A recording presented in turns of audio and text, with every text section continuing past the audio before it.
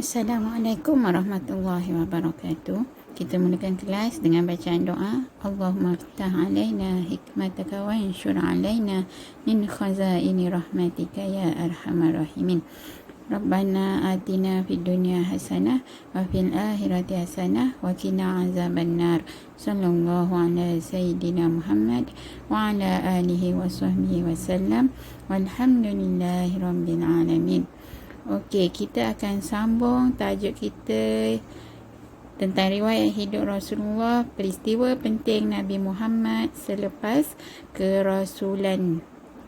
Kita dah belajar tentang peristiwa-peristiwa Nabi Muhammad sebelum kerasulan, daripada Nabi Muhammad lahir hingga berusia 20 tahun. Oleh itu, hari ini kita akan sambung tajuk yang seterusnya, selepas Nabi menjadi Rasul. Ketika Nabi Muhammad berusia 40 tahun, baginda suka bersendirian di Gua Hira untuk beribadat dan memikirkan cara untuk menyelamatkan umat daripada kesesatan jahiliah. Pada suatu hari dalam bulan Ramadan, Nabi didatangi oleh Malaikat Jibril. Malaikat Jibril datang memeluk erat Nabi Muhammad sebanyak 3 kali dan menyuruh baginda membaca Iqra. Tetapi setiap kali Jibril menyuruh baginda membaca, baginda menjawab, saya tidak tahu membaca. Akhirnya Jibril mengajar Nabi Muhammad wahyu yang pertama, iaitu dalam surah Al-Alaq ayat 1 hingga 5. Iqra bismi rabbikal ladzi khalaq, khalaqal insana min alaq, Iqra wa rabbukal akram, allazi 'allama bil qalam, 'allamal insana ma lam ya'lam. Setelah Nabi Muhammad menerima perintah Allah untuk menyampaikan dakwah, baginda menjalankan tugas dakwah dengan gigih dan sabar. Dakwah yang disampaikan oleh baginda mendapat sambutan daripada masyarakat Arab, terutama hamba abdi dan golongan yang lemah. Namun begitu, ada juga yang menentang dakwah Nabi Muhammad. Okey, itu adalah peristiwa apabila Nabi Muhammad mendapat wahyu yang pertama ketika berusia 40 tahun.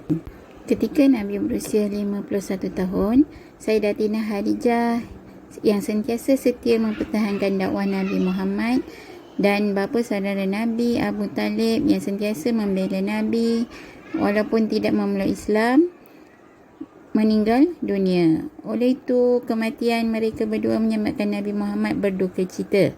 Kedukaan Nabi Muhammad ini terubat apabila baginda dibawa mengembara menyaksikan tanda-tanda kebesaran Allah dalam peristiwa Isra' dan Mi'raj.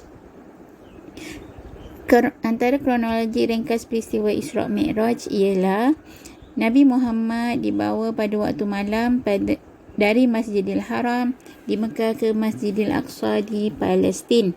Dalam perjalanan, baginda ditunjukkan dengan pelbagai gambaran yang akan berlaku kepada umat baginda. Kemudian baginda menjadi imam solat kepada para nabi di Masjidil Aqsa.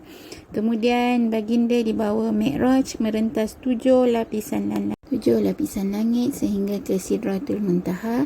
Kemudian baginda menghadap Allah dan menerima kepaduan solat fardu 5 waktu. Kemudian baginda turun ke Mekah sebelum subuh dan menceritakan pengalaman baginda kepada penduduk Mekah. Kemudian baginda menghadap Allah dan menerima kepaduan solat 5 waktu. Kemudian baginda turun ke Mekah sebelum subuh dan menceritakan pengalaman baginda kepada penduduk Mekah.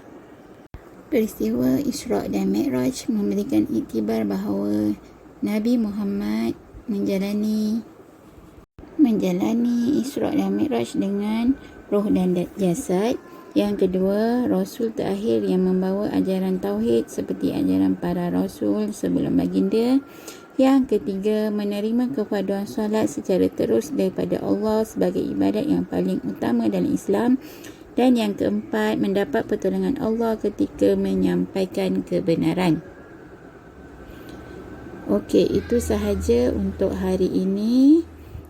Kita dah belajar tentang peristiwa Rasul mendapat wahyu daripada Malaikat Jibril, dan Rasul menjalani peristiwa Isra' dan Mi'raj. Sekian, terima kasih. Assalamualaikum.